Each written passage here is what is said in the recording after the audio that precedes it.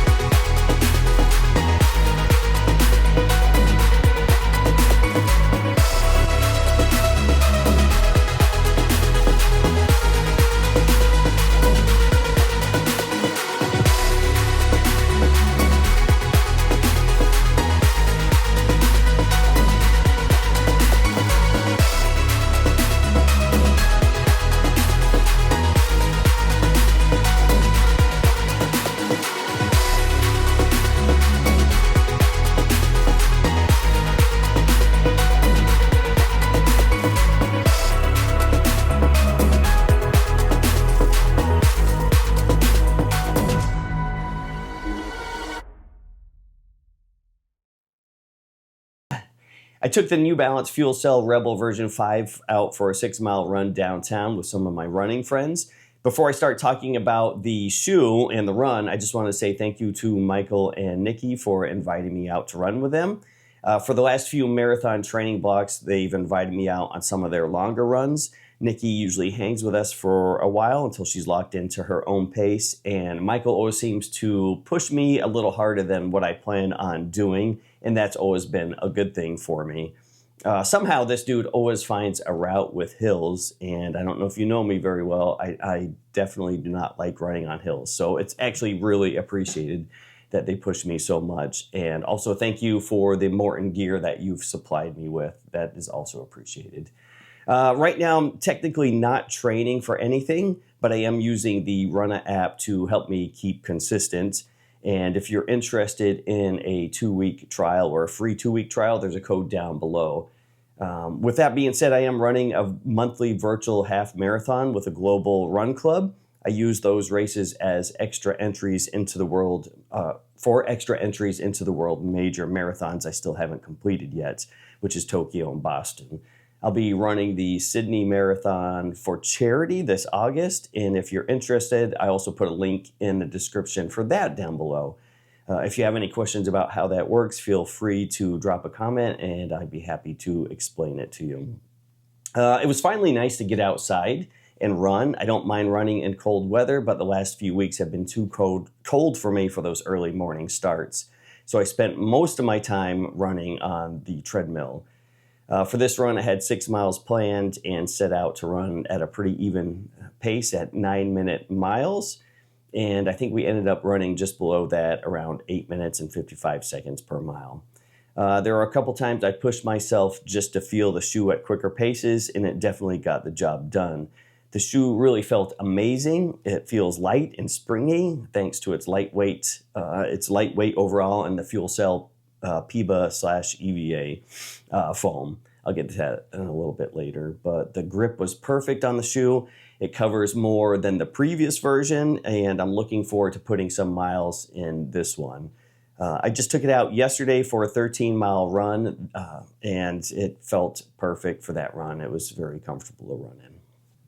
All right, specs on the shoes. According to the New Balance website, the shoe weighs in at 7.8 ounces for a men's size 9.5. I wear a men's size 9, and it comes in 7.6 ounces for me.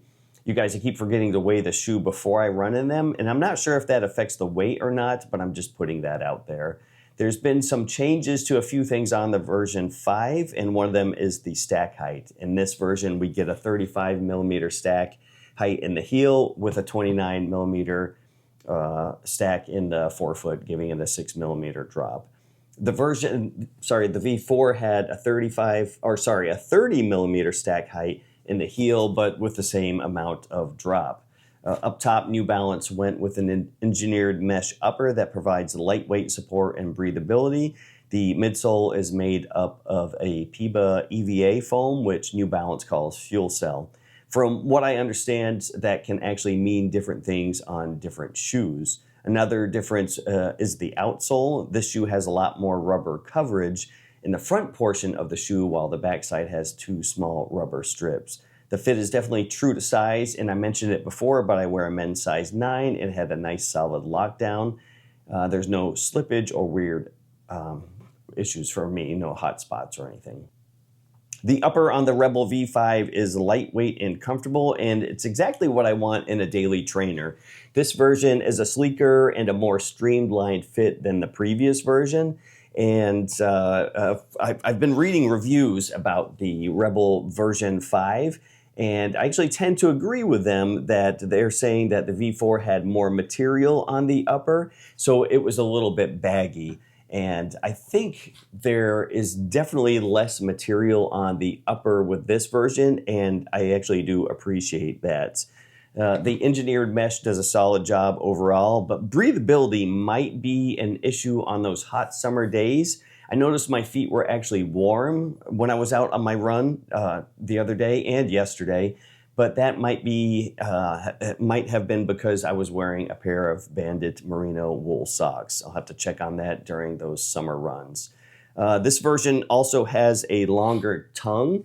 The Rebel version 4, I don't know if you can see it here, it has a very small tongue, and it was always hard to get a hold of. So this version actually gave you a little bit of a bigger tongue, and I do appreciate that on this version. It's also a gusseted tongue, so it doesn't move around when you're running. The V5 also has a little bit more padding around the heel collar, and there's an extra little area back here. I don't know if you can see it or not, for you to grip onto while you're putting your shoes on, and it has a little bit more padding right here. I'd say fit-wise on this shoe, it's secure through the midfoot, and there's no heel slippage, and it definitely has no hot spots for me while running. All right, coming down to the midsole, the foam is the New Balance FuelCell, which is made up of a blend of PIBA and EVA. It's a soft, bouncy foam, and it really is comfortable underfoot. It's also been a pretty stable shoe for me since the shoe is on the wider side.